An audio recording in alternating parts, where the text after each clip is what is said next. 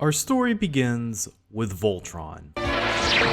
Voltron, defender of the... Scratch that, it actually begins a few years earlier. In 1980, local St. Louis businessman Ted Koppler, son of wealthy local St. Louis businessman Harold Koppler, founded the production company World Events Production. Starting out initially as a producer for current event style programming, WEP would soon branch out into producing shows for national syndication, a business venture that was really starting to blossom thanks to the recent invention of cable television. One day, in 1983, Koppler was visiting a science fiction convention. He took in a viewing of a bootleg copy of the Toei anime series Future Robot Daltanius. Koppler immediately saw the potential of bringing Japanese anime stateside to air on television and began to arrange meetings with Toei. However, Future Robot Daltanius was a pretty difficult name to remember for an American non-anime fan. So when Koppler met with the heads of Toei to request licensing the program, he referred to Daltanius as the show with the lion. When WEP got the copies of the tape masters they requested, they learned very quickly that Toei, in fact, had more than one giant robot show with a lion motif. The master tapes were not for Daltanius, but of a completely different anime series called Beast King Go Lion. Luckily for everyone involved, Koppler ended up liking the look of Go Lion more and decided to roll with it. But WEP ran into another problem. Toei had not sent them translations for the episodes nor even a plot summary. This caused executive producer Peter Keefe and director Franklin Kofod to have to piece together a plot that surmised from the footage they saw and have screenwriter Jameson Brewer write new dialogue and plot to piece it all together. The result was an entirely new show separate from Go Lion called Voltron. In spite of the production being a hot mess, Voltron was a huge success, and because production was ultimately cheap thanks to them not having to directly pay any pesky animators, WEP reaped a lot of money from the show generated through broadcasting deals and merchandising. A lot of merchandising. Who together form Voltron. Lion sets each sold separately from Matchbox. Not only did WEP make edits to the source material to meet broadcast standards, but they also made edits to change the plot to fit the visions of Keefe, Kofod, and Brewer. By removing Go Lion from its original context as a Japanese anime, it allowed Voltron to become its own non-Japanese beast. This planted an idea among the unscrupulous businessmen of the day, that if a Japanese anime was to be successful in America, it had to have all original traces of its Japanese origins taken out, allowing for it to be broken down and rebuilt into the image of the typical American cartoon. The success of Voltron also meant that it was a success on the early home video market. WEP signed an agreement with the New York-based Sony subsidiary Sony Video Software Company to distribute Voltron on VHS. One of the people who worked there was a man named John O'Donnell. O'Donnell fell in love with anime as an art form through that introduction and began to start seeking out more in his leisure time. It wouldn't be too long until he, like Koppler before him, got into the mindset that bringing anime over to the States was an untapped gold mine. Unlike Koppler, however, O'Donnell was not interested in selling anime to television networks. He felt that the real money was in uncut, uncensored anime for the home video market. History tells us that O'Donnell was not alone in this idea. Around the same time period, animation fans Jerry Beck and Carl Masick were starting up Streamline Pictures in Los Angeles, while ex-software dev Robert Woodhead was assembling Animago in North Carolina. But in Johnny's neck of the woods, very little businessmen shared his enthusiasm for importing Japanimation to American audiences. Every time he met with potential investors for his fledgling business, he was always hit with the following question: why in the world would any American want to watch a Japanese cartoon? It wasn't until 1990 that O'Donnell was able to pool the funds necessary to start his business. Central Park Media, a name John chose because it both sounded good and because the business was located near Central Park in New York City's Fisk building. By the next year, Central Park Media had licensed their first two anime, both of which were huge successes. The first one was Dominion Tank Police, which was a good anime by itself that truly earned that success. But it was the second title that really knocked it out of the park, both in terms of commercial success and legacy. If there were three anime that you could consider to be the most important anime in terms of bringing forth the anime boom and subsequent modern day Western anime fandom into being, they would be the following: Streamline Sakura, Animego's Bubblegum Crisis, and this one. Ladies, introduce yourselves to the class. 長見英子です。よろしくお願いします。はぁ、ことぶきしーこです。皆さんよろしくお願いします。Follow your dream. You got to follow it. Follow your dream. But don't you ever forget your dream. And you will never regret it. The world's waiting in front of you. Follow your dream. You got to follow it. Follow your dream. No, don't you ever.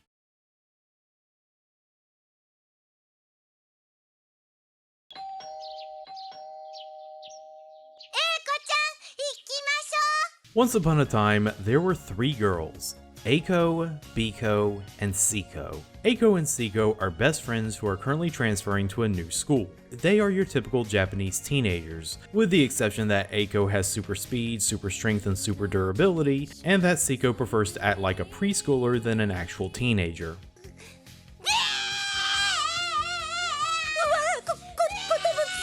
Other than that though, completely normal. While Eiko and Seiko try to make a good impression, Seiko's unbearable, annoying cuteness ends up attracting the interest of top student and local rich girl, Biko, who wants to steal Seiko away from Eiko by any means necessary, whether it be through sticking her posse of mean girls on Eiko,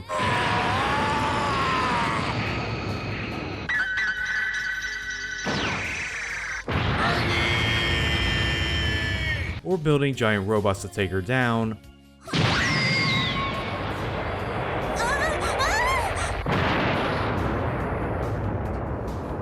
or constructing an elaborate and extremely revealing power suit that allows her to match Eiko's speed and strength in order to take her on in a fair fight, Biko will stop at nothing to get Seiko away from Eiko.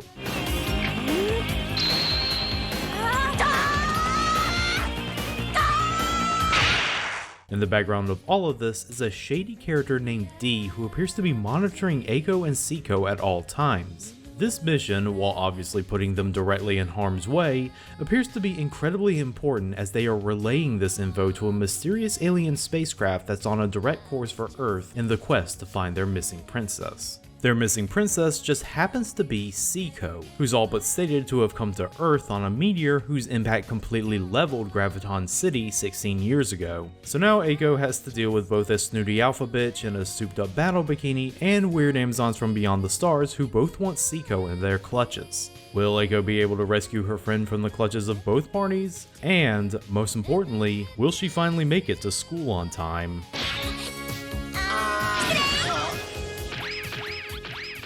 Project Eiko is certainly an anime. Released on June 21st, 1986, it's an anime that, whether you know it or not, looms large in the culture. It's widely regarded as being the anime that helped put its studio A3P on the map, allowing them to produce future historically important anime like Robot Carnival, Rojin Z, and the original JoJo's Bizarre Adventure OVAs. Within the medium of anime, its influence can be felt in future anime that sought to emulate its style of merging rapid-fire comedy with rapid-fire action to craft visually exhilarating set pieces. And outside of its Japanese homeland, Project Eiko has built up a well-earned reputation as a cult movie classic, even among non-anime fans. Film critic Joe Bob Briggs glowingly compared it to a kung fu action movie mixed with a Saturday morning cartoon. Naturally, its cult nature went on to inform a lot of early parodies of anime when it was starting to become more well known in the States. It was so popular stateside that it got a comic book series, a tabletop RPG, and even a cancelled point-and-click adventure game. And this was before anime like Pokemon really blew the hinges off the boom. What the? As I stated before, I would put Project Eiko up alongside Akira and Bubblegum Crisis in ranking the most important anime that came stateside in the early days of that boom. If Akira was the Beatles to the Japanese invasion of the 90s, then Project Eiko was the Rolling Stones, being its polar opposite in style, but assuring that this new style of animation was not going to become some flash-in-the-pan fad. All of this prestige is so easy to gloss over because Project Eiko is, well, Project Eiko. It's this light, fluffy 90-minute feature that's wacky, goofy, cartoony to the nth degree, occasionally directionless, and chock full of Pantyshots. It's easy to sell Akira as this big important movie worthy of a Criterion because it has the look and feel of a big important movie worthy of a Criterion, whereas Project Eiko is this.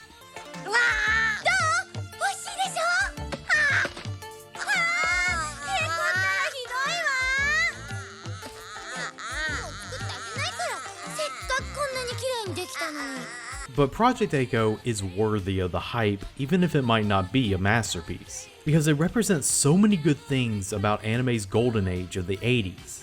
It has something that cannot be measured in objective criticism and historical legacy, though we will be talking about both. It also is this happy little miracle that came together in the right place at the right time with the right people. And right now is the best time to discuss this anime. Discotek just released the film on Blu-ray in its best resolution yet, all thanks to the original 35mm print being found in storage when a small clerical error caused it to be previously thought lost. We are so fortunate to be watching this anime at this resolution at this very moment. With that in mind, let's jump into this anime about 3 dumbass schoolgirls causing billions of dollars in property damage in 90 minutes.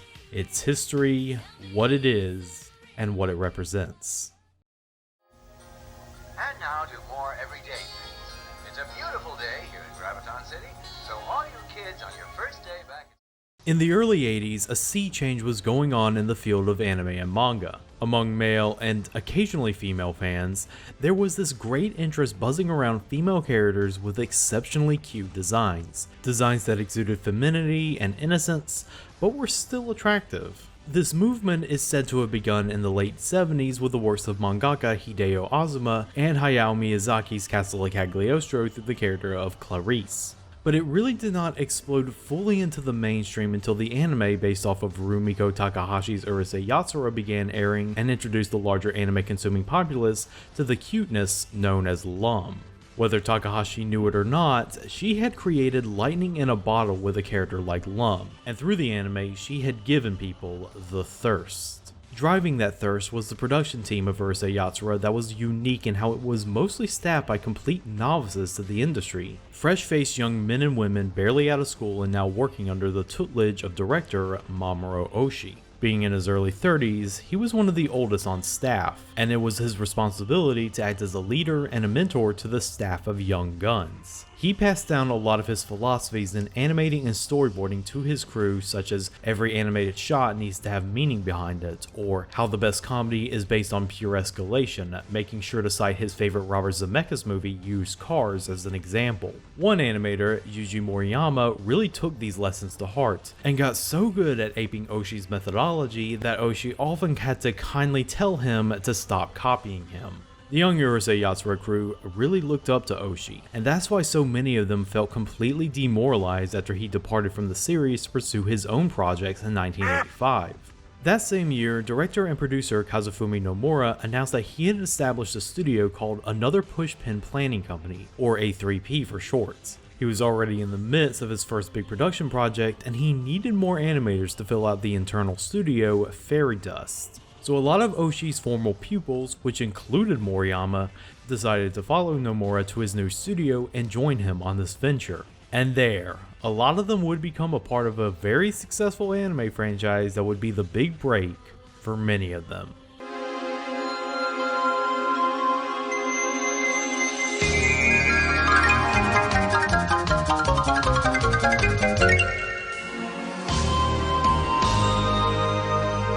Cream Lemon is a landmark anime franchise in the then embryonic genre that we now know as hentai, but it really did not become that until the Urusei Yatsura animators came on board. Prior to that, it was just like any other early hentai series made around that time as a standard fly-by-night budget production. It's not until the 4th installment, when animation talent began to sign on with A3P, that it really gained its reputation as being a good anime that just so happened to also be porn. Out of its staggering 31 volumes, Volume 4, Pop Chaser, still remains Cream Lemon's most well-regarded title among anime fans. The plot involves a tomboyish bounty hunter named Rio taking a request from a short, cute waitress named Mai about dealing with some bandits that's been terrorizing their sleepy, futuristic Old West town. And in between all that, hot lesbian sex ensues. 私ほら、お礼なんかいいわよ。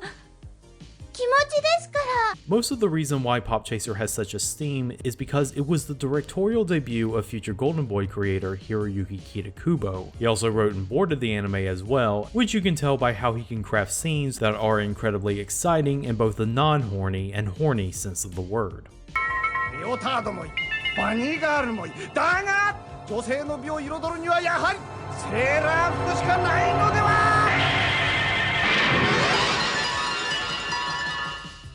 but piecing all that together is the animators. The effects are fiery, the chase scenes are speedy and snappy, and the sex scene between Ryo and Mai is probably one of the best animated sex scenes in hentai thanks to the character animation expressing so much sensuality. Animators who worked on this included Moriyama, of course, who also did the character designs, and some animator named Hideaki Anno, who was also one of the few who had the chutzpah to not go under a pseudonym in the credits. All of this is important to know because Pop Chaser being an action, comedy, and fan service anime all in one souped up package would definitely allow you to see the earliest DNA of Project A-ko.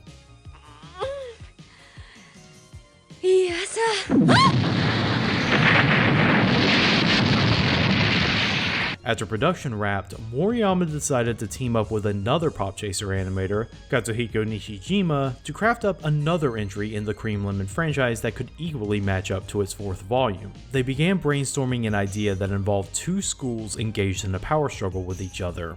It wasn't before long when they asked the question, wait, does this even need to be a porno?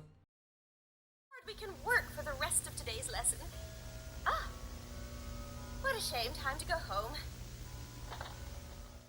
Project A-ko is a real one-of-a-kind production just because of how loose it was pre-production wise. Nishijima and Moriyama did not have a complete outline for the concept when the project got greenlit. Both producers and sponsors completely bought into the concept solely on the inertia from Urusei Yatsura and Cream Lemon. And even though there were screenwriting credits in this anime, no script was involved in its creation. This was an anime whose story began and ended in the storyboard room. Just Moriyama and Nishijima loosely sketching out their anime through drawings. They did not even have names for their three main characters, just Girl A, Girl B, and Girl C. Translated to Japanese, A-ko, B-ko, and C-ko. The plot is largely Moriyama's doing, but he did give credit to Nishijima for helping him fine-tune it to be a complete narrative. They were originally going to be sticking with the school rivalry concept they started out with, but according to Moriyama, it was shortly after they sketched out the first act that something strange happened.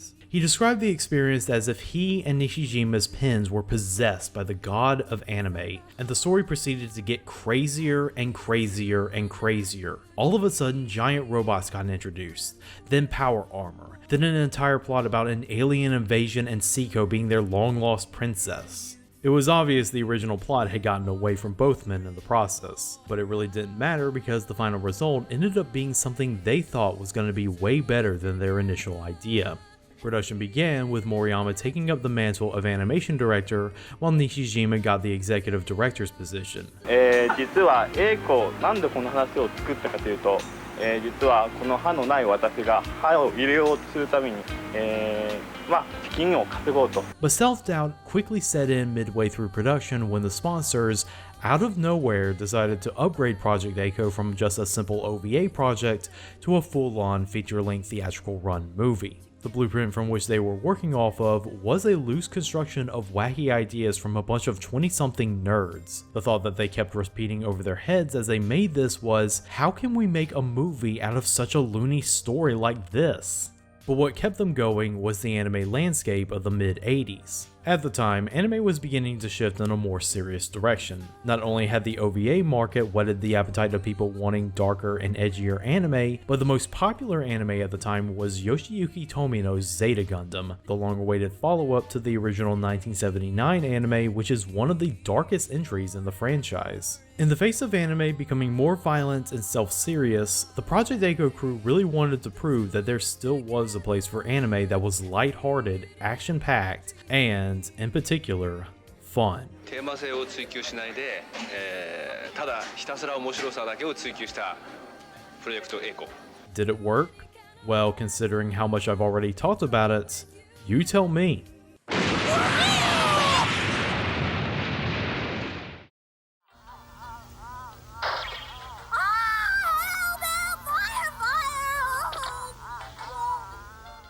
Project A-ko's move to being a theatrical film in the middle of production was a double-edged sword to the animation crew. On one hand, it did give them more pressure to deliver a high-quality product with such a silly idea they cooked up. On the other hand, that goal became a lot more attainable with how production ramped up the budget and removed any and all limitations to the production cell count. In other words, the Project Echo crew were completely unleashed. They were granted the freedom to animate their scenes as much as possible. Budget be damned. Quite stunning when you remember that this was the team composed entirely of 20-something rookies. Nishijima was actually one of the older animators of the crew at the ripe old age of 25. Background artist Shinji Kimura made his debut as an art director in this anime. But Nishijima and Moriyama paid the freedom the producers gave them forward to the animators. All of the animators were encouraged to bring their own style in how they drew the characters. This freewheeling attitude is the reason why so many of the drawings of the characters in this anime are just so naturally funny. Shoichi Masuo, the anime's mechanical designer, brought his own style by making all the spaceships and giant mechas be as detailed as possible. He did so through using live-action Toho films as a reference, and gives all the machines this grandiose realism that clashes wonderfully with the anime's humorous tone. Animator Hideki Tamura brought his own style of animation with how he could do rapid-fire impact frames and sudden cuts, with little in-betweens to give his action an appropriate amount of breakneck pacing. The kind of tricks he utilized would become super influential among animators of later generations. Moriyama himself spoke especially glowingly of all the female animators he had on his staff. He felt like, out of all the animators, they really knew how to animate the main female characters with a very humanist texture to them, with tiny details that gives them depth but doesn't sacrifice their cartooniness. He singles out animator Asuko Nakajima for being very good at this, although she did have a mischievous habit of drawing the girl's breasts too big, especially the teacher, Miss Ayumi's. That's why you gotta have women in the animators room, guys. But as loose as this whole animation process might sound, there was still a lot of planning and focus in making sure every animated cut got done right. Moriyama made sure to pass down the knowledge he inherited from Oshii to his staff, especially with how every animated shot needed to have meaning behind it. This lesson can be translated to having the right impact frames to make sure the property destruction Eiko commits has the correct comical impact, to a cross-cut of ants crawling on Biko's shoe, to her looking at the surrounding student body to establish the general attitude she has to the people surrounding her. Even an exercise like figuring out how Eiko runs was something the animators really had to chew over in production, because it has to be a run cycle that emphasizes both her supernatural speed and strength while fitting her lean, athletic body. Planning out every shot like this was completely necessary because it means that every comedy beat hits and every action scene is thrilling. It all culminates in the film's most memorable scene, the missile jump. Animated by Dirty Pair character designer Tsukasa Tokite, the missile jump still gives me goosebumps by just how good it is as a comedy and action scene. It's a comedy through the over-the-top absurdity of Eiko using these flying missiles as stepping stones, and it's also a thrilling action scene by how well animated and blocked it is, as well as the hint of danger you can feel through the knowledge that, even though she can run fast and jump high, Eiko cannot fly. It is no wonder it is so iconic that Osamu Tezuka himself singled this scene out for praise. Oh, and I guess I better talk about the fan service. Aside from the action and the comedy, what really helped Project Echo become a cult classic among early anime fans was his constant deluge of Pantyshots. It's not nearly as absurd as Nishijima's work in the 90s, but it's still there. What really gets me is just how casual the fan service is. It's like the camera is not even that focused on things like Eiko getting the front of her dress ripped or Biko's power armor showing that much skin. It's all presented very matter-of-factly. Even when Eiko's fully naked breasts are shown in the beginning for a full 30 seconds, the camera isn't lingering over them too much. It's just presented as an everyday part of her morning routine. Although I will say, Biko's bath scene is presented in a way that's both casual yet steamy enough that people have put this anime in the queer canon. まるで天使のような子。ああ、早くシーコを私だけのものに。見てらっしゃい、エイコ。必ずやきっと。The certainty factor's gone up 85%. To reiterate, the basic plot of Project Echo is one dumbass lesbian fighting another dumbass lesbian to win the heart of the dumbest dumbass lesbian in the land. That's a good enough concept on its own, but to really sell that concept, you need good actresses playing those lesbians. The casting of the three leads was almost just as disorganized as the pre-production. Well, less so actually, but it did break a lot of traditional conventions for casting. Out of the three mains, only Michie Tomizawa, the voice of Seiko, had experience voicing main characters, with roles in Super Dimension Cavalry Southern Cross and Vampire Hunter D under her belts. Funnily enough, she actually auditioned for the role of Eiko and did not want to play Seiko. It took some convincing from A3P that she was perfect for the part, which she totally is. プルンプルンシーコ窓際がいい。いいわよね、いいですよね。まああなたがそれでいいのなら。うわー、やったやった。 Tomizawa really nails Seiko's character as this cutesy, annoying little bubblehead, showcasing just how a 17-year-old acting like a 3-year-old is far more grating than it is adorable.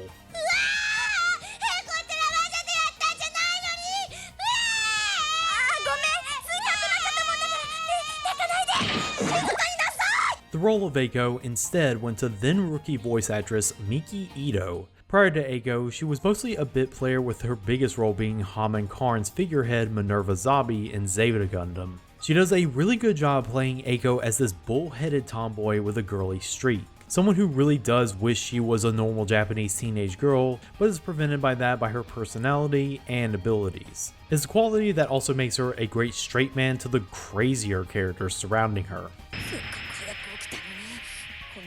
もうないかもしれないってのにさ。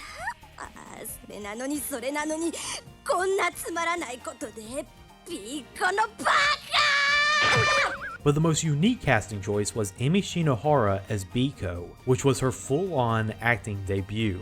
She was a student at a conservatory who was working part-time as a sound studio assistant to pay her way through school and auditioned on a whim.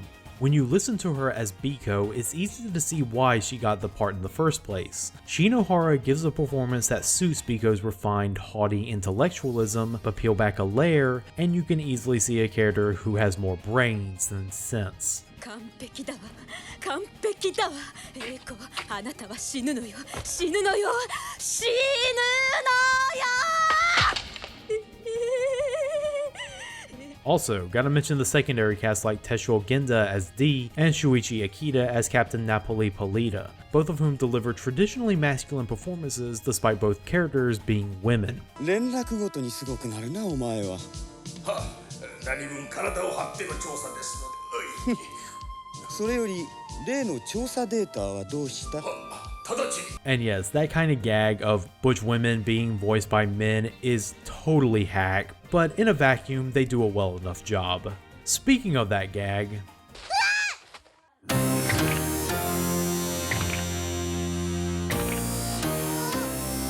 the character of Mari is probably the most well-known version of this tired gag, but I will give it points for adding a spin to it. Sound director Yasunori Honda actually had the idea to give Mari 2 voice actors, giving her normal speaking voice done by Sayuri Ikimoto, who gives her a traditional feminine voice, but her vocal grunts and screams are done by the ultimate pillar of masculine voice acting, Daisuke Gori. Even if the women voiced by men gag is played out, this gag in particular will throw you for a loop on first viewing. 何のつもり？その技 Honda himself deserves a lot of credit for giving Project Eiko its great sound design. His sound effects work is the secret sauce that does make the action scenes hit as hard as they do, especially the sound effect that he does for Eiko's bounding throughout the movie. It's cartoony enough to fit the tone of the movie, but still carries that power.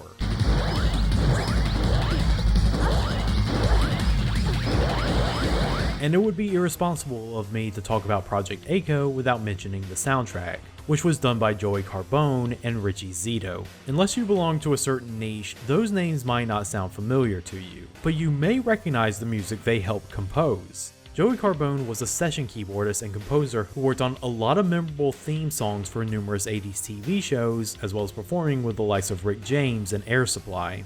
Richie Zito is another composer who also had a reputation for being the most in-demand session guitarist in Los Angeles, not only playing in Elton John's backup band for half of the 80s, but also providing guitar work for songs like Blondie's Call Me, Irene Cara's Flashdance, and Glenn Frey's The Heat Is On. In summary, these two men are integral parts of the catchiest sounds of the 1980s, and that's why they worked so well in delivering Project Eiko's soundtrack. The tunes they helped compose for this anime are so captivatingly lighthearted and memorable, and they work on all levels, whether they be a rockin' out jam for an action scene,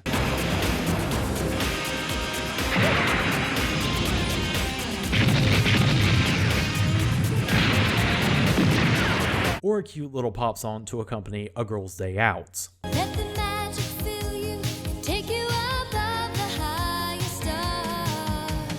Dance away your sorrow, dance away. And now their tunes are stuck in your head. You're welcome. Usual, so I wouldn't be late for school. I don't want to be late again because of these wind-up toys. Anyway, I'm too old to play with them. One important thing to remember about Project A-ko's crew wasn't just the fact that they were new blood, but that they were of a new generation of anime creators who had actually grown up with the anime the previous generation had produced. They were artists who got into the industry through the works produced by the likes of Miyazaki, Tomino, and Tezuka. They were otaku at heart, and that caused their creative visions to be colored by the anime of the past and present. This influence is something Project A-ko wears proudly on the sleeve of its sailor uniform. So much of the humor of this anime is lifting elements directly from other famous anime and manga and asking, wouldn't it be cool / funny if we did this? Or to put it more simply, Project A-ko is a parody anime in the most direct sense. 何なの、はっきり言いなさい。ですね。では、ちょっと遠いんで。For example, so much of the character designs are near direct copies of other famous anime characters from series such as Fist of the North Star, Captain Harlock, and Creamy Mommy the Magical Angel. Other times, the joke will be to directly parody a famous scene from another anime and add a more comedic element to it, like how they parody a scene from the 1983 movie Armageddon.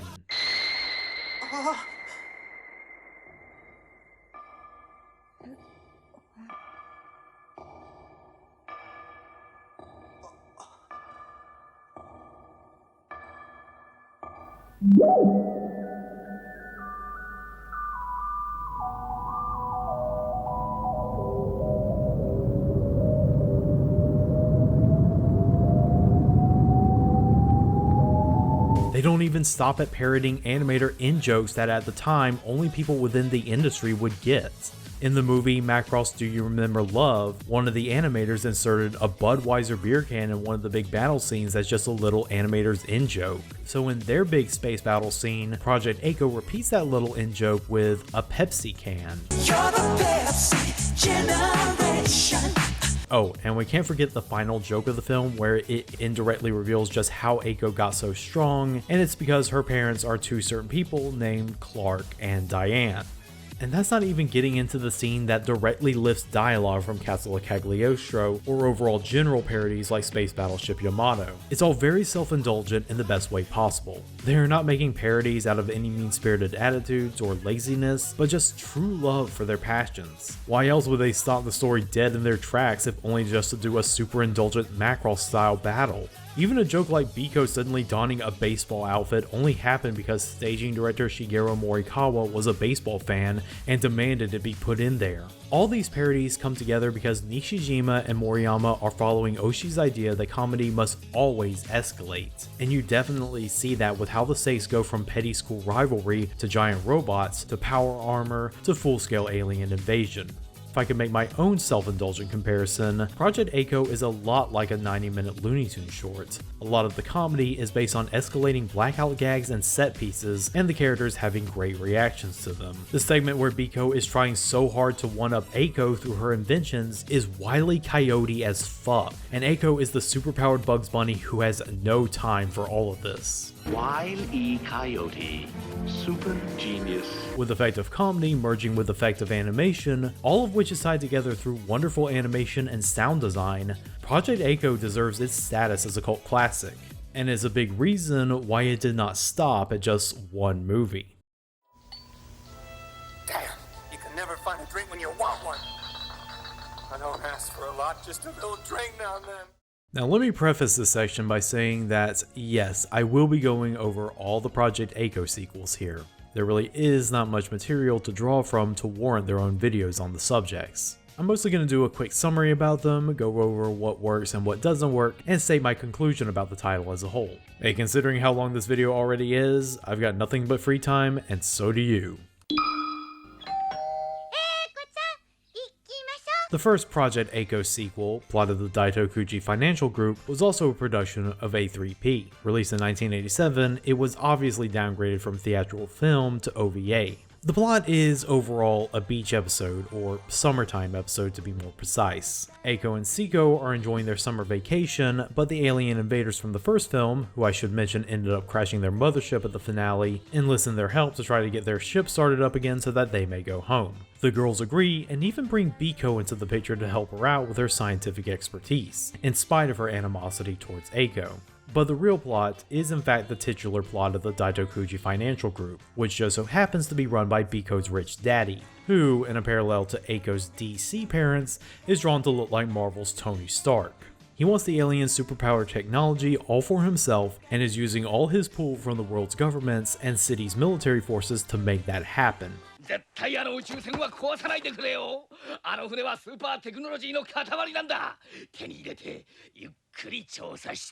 On top of being an OVA, the crew is a lot different this go-round. Nishijima is absent, necessitating Moriyama to step up into the director's chair. And there's no longer any Carbone or Zito at the soundboard, so the soundtrack was instead composed by Maria Takeuchi.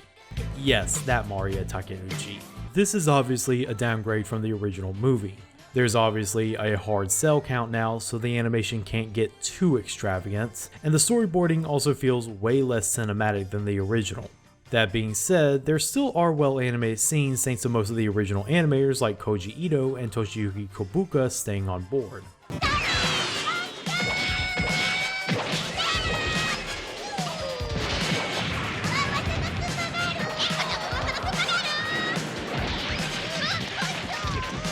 But good animation can't hide the fact that Project A-ko 2 is very directionless plot-wise. The original may have been slapped together initially, but it was still polished enough to have a story with a clear beginning, middle, and end. Here, the characters just seem to mosey around before the plot actually gets kicked into gear around the second act. And even then, it doesn't seem to be that particularly interested in following through with the plot it has at all. It's all very aimless and lackluster, and some characters get left behind in the shuffle. I think Biko's girl posse gets more to do in this anime than Biko does. And the fan service is remarkably toned down from the original. There's a whole segment of A-ko changing into a swimsuit where the animators gave themselves a challenge to not show anything tantalizing, which I guess might be its own subtle joke to the audience.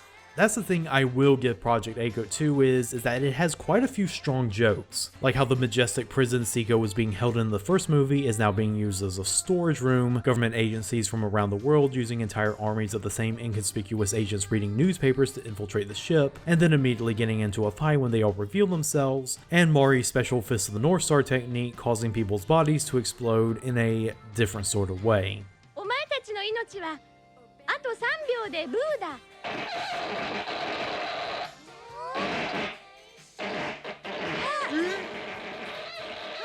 But it's Biko's father who really steals the show with his shenanigans. He's the one who does most of the comedic lifting in this anime, from his wild and crazy rants, to him calling in his own board of executives to form an Ultraman-style mecha, to doing this. Lucky! Murata! What?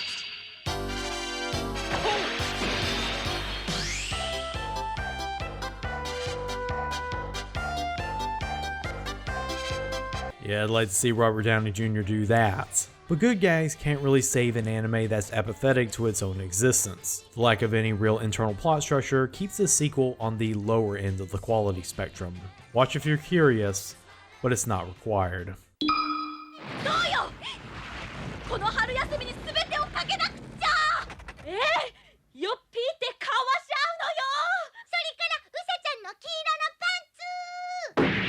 (1988's Project A-ko 3, Cinderella Rhapsody, is where Nishijima and Moriyama moved the franchise production from A3P to the newly founded studio Fantasia. Moriyama is still in the director's chair, but Nishijima stepped back in to help with the story, and they ended up taking it into a strange new direction. It's spring break and Seiko wants to spend all that time with A-ko. A-ko, however, has her thoughts elsewhere.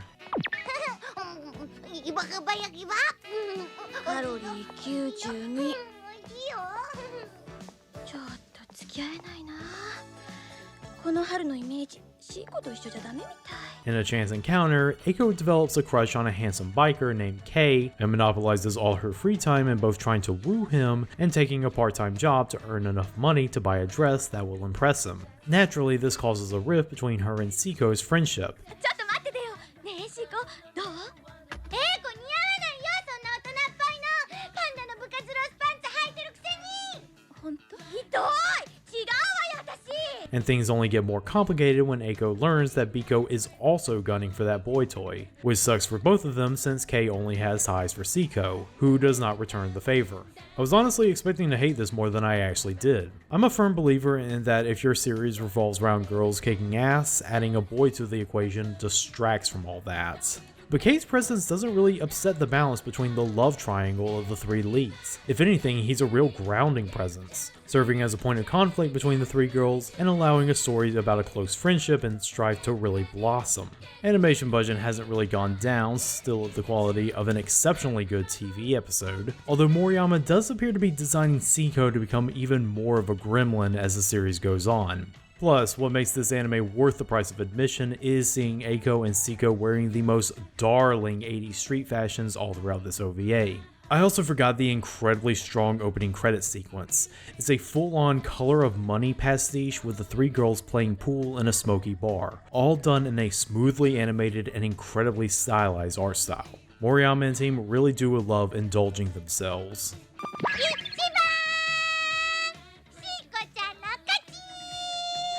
My only complaint is that it also has the most underwhelming climax of the franchise. Biko is hosting a gala like rich girls do, and it's set up early that Eiko has taken off her wristbands that actually limit her powers. So once the inevitable fireworks begin to fly between her and Biko, we learn that she can easily send an entire party crashing with a literal flick of her wrist. But right when Eiko and Biko start clashing and engaging in the mother of all party fouls, we then cut away to an extended sequence of Graviton City special forces, including Miss Ayumi, assembling on standby for an emergency. The entire fight between Eiko and Biko is mostly off screen. I'm not entirely against this climax, however. It's well animated, it's got plenty of self-contained callbacks, the animation of Masami Obari makes a surprise appearance, and you can also see the franchise take a sharp turn into Bawdy Town with the animators getting back to their cream lemon roots.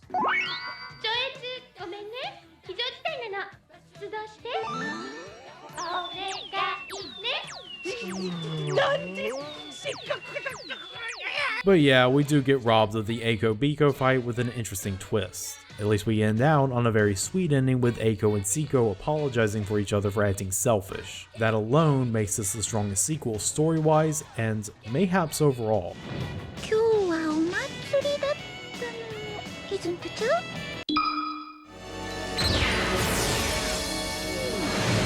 Released the following year is Project Eiko 4 Final, and boy does it ever want you to know that this is the final one. It's incredibly aware that the shtick between these three girls is beginning to wear thin like a 3-cent pair of pantyhose, and they really lean into that. The main plot is that Seiko is worried that because Eiko spends so much time getting into fights with Biko, that she might prefer Biko's company over hers. And if you read in between the lines, or frames in this case, that jealousy might just go beyond friendship. Oh, and there's also a larger plot about Miss Ayumi trying to get married, jumping into an arranged marriage with Kei from the last anime, Eiko and Biko trying to put a stop to this, and archaeologists discovering how all of that could lead to a possible apocalypse scenario. This anime has the opposite problem of the second OVA, where that was unfocused because it had too little story. This one is unfocused because it has too much story. It's like Moriyama and Nishijima decided to throw any remaining ideas they had into the story because it was the last one they planned on doing, and this causes it to feel very thinly spread. Of course, this doesn't really matter too much in the grand scheme of things since all the plot threads except for the main one get wrapped up with a punchline. At the very least, they get a lot more parodies in, with jokes based off of Cyborg 009, Meisani Koku, and Kimaguri Orange Road.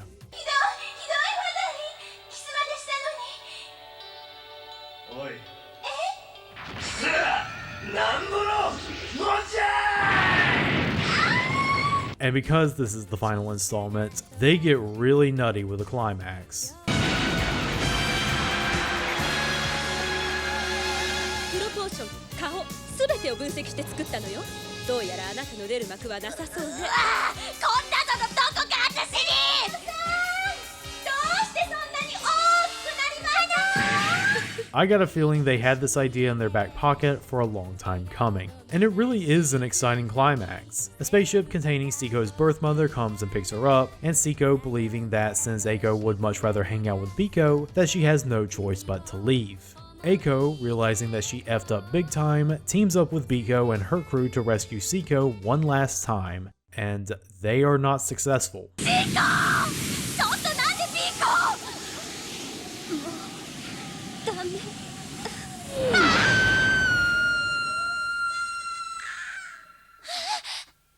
Biko's power suit runs out of fuel, and Eiko is forced to go home with the knowledge that she will never see her best friend again. But then the final scene shows us that Seiko was able to change her mother's mind, she's gonna be here to stay on Earth, and that Eiko agrees to be friends with Biko if Seiko promises to never leave again. And Biko does so in kind, completely off screen. Yeah, it definitely is a last minute happy ending that reeks of the team just wanting to get this project done as quickly as possible. But if you had to end the Project Eiko series here, then I guess this is as good a place as any. I mean, where else can the series go? Messily as it may have been solved, the triangle is still solved. The series is over. And of course, with all of this finality expressed in Project Eiko Final, Studio Fantasia decided to make one more Project Eiko anime.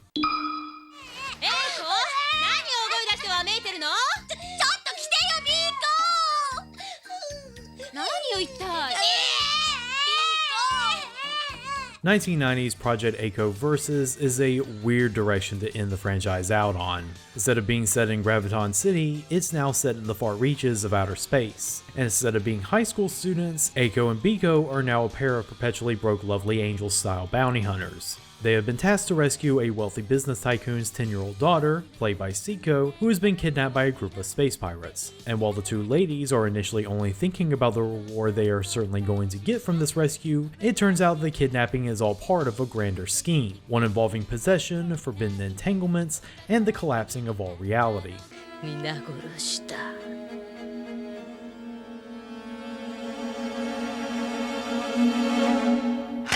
Alright, so you know the growing Hollywood trend of taking what was obviously an original concept and slapping an IP on it because the studio heads have little faith in anything that doesn't tie back to any of their major brands? This is what this 2-episode OVA series feels like. It should be known that this is the only Project Eiko anime that Moriyama did not work on. This is all Nishijima right here. The story, the directing, all of it. And I wish I knew what his thought process went into making this anime, because this is a straightforward science fiction adventure with just the cast of Project Eiko playing the roles. And I say straightforward because there's not a lot in the way of parody here. The reason why the previous Project Eiko titles are considered parodies are not just because of the references, but also because they were low-stakes stories set among incredibly heightened set pieces. Here, the story has stakes that we are expected to take seriously, and in fact that's a little blunted by the animation budget now being at the budget from an exceptional TV show to an average TV show.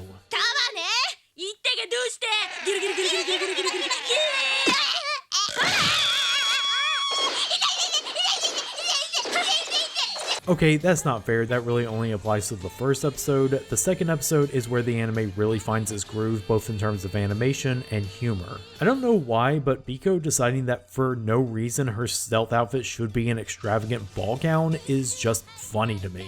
And I can't be too down on an anime that has a lot of scenes of Eiko finding a blonde muscle queen named Liza. But still, it's so weird to see this as a Project Eiko anime. The characters' personalities are all roughly intact, but they have such wildly different relationships than what I'm used to that I have to keep reminding myself that this is a Project Eiko anime. No matter how many petty arguments they get into, having Eiko and Biko converse like old friends will never feel off to me. And something about de-aging Seiko from a teenager who acts like a kid into just a regular kid causes something to be missing from her character. I think Nishijima knew this and had 2/3 of her screen time be devoted to either her being out cold or possessed by the spirit of an evil sorceress.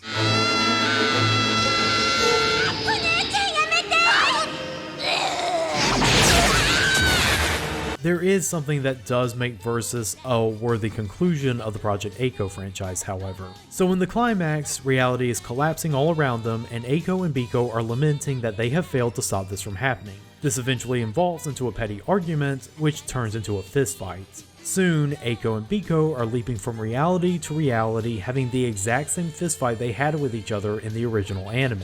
And this ends up being the key to saving all of reality because it causes Seiko to break her possession to yell out for them to stop. It's a reminder that, no matter what the setting or character situations, these three girls are always going to be connected with each other in the same way, even if it's only for a brief period. Overall, the franchise really did have more hits than it did misses, and even the ones you can call less than stellar still have their moments. But it's still the original that towers overall. Obviously, right? It's still the best animated, best written, and oh yeah, it's the reason why the anime boom kept going all throughout the 90s.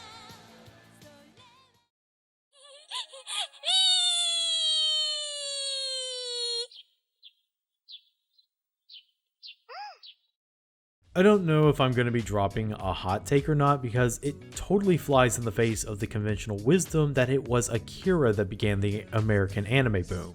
And it totally is, let's not forget that. But Akira was also seen as a far more serious venture. Its release spearheaded by a famous animation historian, given releases in art house theaters, critically lauded by respected Hollywood intelligentsia. The movie itself is sort of an animated version of Mad Max, very gory, very gruesome, but entertaining in its own demented way, although not, like a lot of animated films are, not for children. Project Eiko, meanwhile, was a home video release spearheaded by a businessman struggling to get his foot in the door with apathetic investors. It was by the grace of God it even got over here, and O'Donnell was not lauded for it. Some people in the home video business accused him of laundering lesbian porno movies from this title alone. And yet, both were incredible successes to the early American anime market that was about to blow right open. But the difference between the two film releases is this. Akira kickstarted the anime boom, Project Eiko sustained it. Let's go back to that question that was asked to John O'Donnell in the beginning.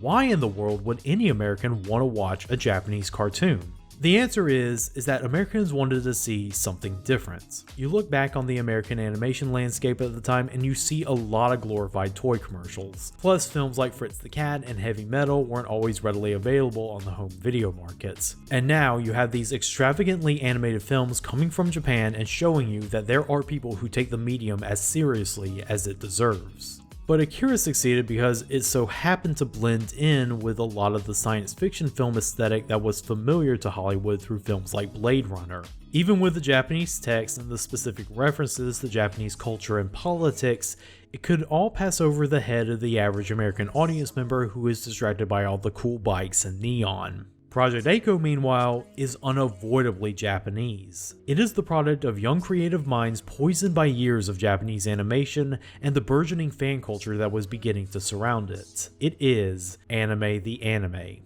Moriyama and Nishijima made Project Eiko through slapping a whole bunch of anime tropes and references together and ratcheting them all up to an 11, all of which was tied together by exceptional animation produced on a no-strings-attached budget. So just think about how, for many people, this was their first exposure to anime. An anime that reveled in anime tropes from multiple anime-exclusive genres. How this anime exposed those people to all of that. Giant robots, elaborate space opera battles, power armor, punch flurries, Sailor Fukus, J-pop music, Pantyshots, weird anime faces, running late to school with toast in your mouth. To many Americans, this was uncharted territory. All of our knowledge of what anime is came to us through exaggerated parody. Voltron tried to erase its Japanese influence. Akira's Japanese influence was easily hidden, but Project Eiko's Japanese influence was worn loudly and proudly, and it created a damn good reason why any American would want to watch that anime and others like it. Because it's so damn fun!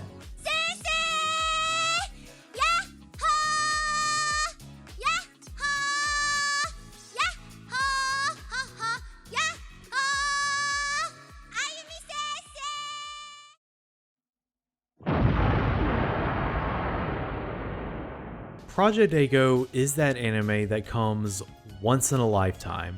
A goofy idea that springs from an unexpected place and is allowed to bloom because people had faith in it and the artists behind it all. Because of that faith, Project A-ko became a true classic of 80s anime fare, proving that good anime could still be lighthearted entertainment and still be influential to future animators, as well as introducing American audiences to animation from Japan in its most heightened form. I restate that Project A-ko was the right anime, made in the right place, at the right time, with the right people. If it hadn't come out at the time it did, it would have never been made. No, really, I mean that. In the commentary Moriyama recorded for the film's 2001 DVD release, he, at multiple points, laments that an anime like this could never be made again, mostly due to the fact that Japan had lax copyright laws in the 80s which allowed them to get away with a lot more of the parodies the anime had. Under the far stricter laws they have now, it would be a different story. But he also mentions that, in spite of the loose approach to pre-production, the producers and sponsors bestowed an immense amount of trust towards the team. They were given a budget and freedom usually reserved for proven veterans at the time, all based on an incomplete and mostly improvised storyboard session. That could never happen again. In the 01 commentary, Moriyama explains that pitching an anime has gotten harder, even for veterans. You need a finely tuned pitch that outlines every part of the story in detail so that it may stand up to scrutiny. And even if it does get picked up by sponsors, you're lucky if it affords you even half the budget and oversight that was given to the Project A-ko crew. 今じゃスポンサーの側も、ね、シナリオでどういう話じゃないと、売れないんじゃないかとかすごい心配したけど、その辺すごい不利な時代だったんだ。幸いしてたかな。 That was over 20 years ago. Things have only gotten harder for creatives in the animated field the world over. Anime has never been bigger, and yet the animators have never felt more undervalued. The anime today are not pitched by the next generation of animators, but by powerful corporate boardrooms who need an anime based off of their IP to fill their streaming services. Studios no longer see young animators as talent to be nurtured, but as replaceable cogs to be used and burnt out by the age of 30. You can't give veteran talent a raise if you have no talent to become veterans. And above all else, studios' trust in their animation talent has never been lower. They instead prefer to send some big shot from outside the industry to babysit them. This is true for animation industries in both Japan and America. The idea of a 90-minute big-budget in-joke amongst a group of young, nerdy animators dies on the vine in the 2020s. To me, this is why Project A-ko and its legacy feels way more resonant than it did in the 80s or 90s. The circumstances of its birth is evidence that there was a time when animators were afforded a lot more freedom in their work. The freedom to apply the lessons they had developed in their young careers and invent more in the process. A freedom that's effortlessly shown in the film's anarchic nature. We can hope that the current generation of animators know the value of themselves and their craft and begin to push back on this oppressive system that the industry has built to contain and exploit their talents. To make room for a system that values their skills and nurtures them appropriately. Maybe then, we can once again start seeing animated films like the one that has Seiko, Biko, and A-ko.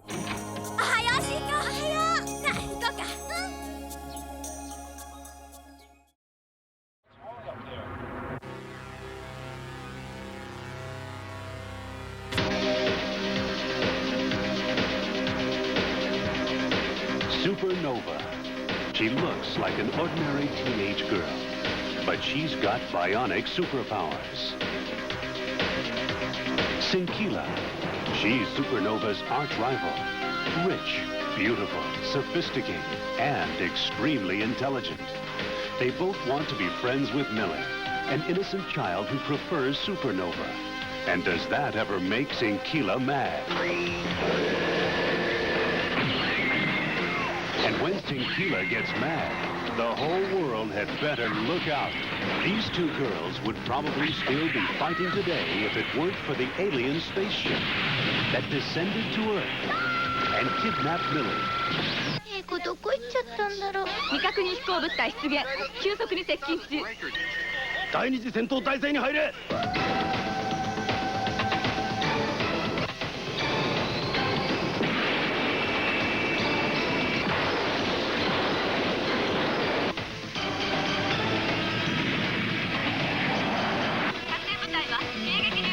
了解。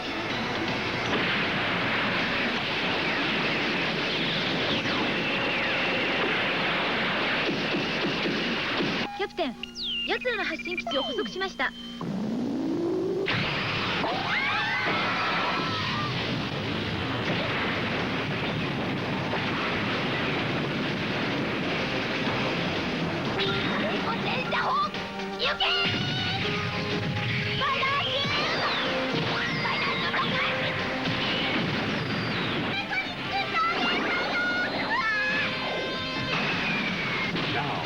Supernova with all her powers, and Cinderella with all her brains, joining forces in a fight to the finish to rescue Millie and save Earth from the alien invaders. Supernova brings you the most in modern animation, with constant action, non-stop excitement, mind-blowing imagination, rib-tickling humor, and a hi-fi stereo score of original music by Richie Zito and Joey Carbone. Only you can achieve. You can climb the highest mountains if you only believe. But wait, that's not all. All your favorite characters are back for Supernova Part 2. It's the sequel the audience demanded, with even more action, more laughs, more thrills, and a wider array of special effects and design magic. Supernova Parts 1 and 2. You can't afford to miss the original, and you won't be able to resist the sequel.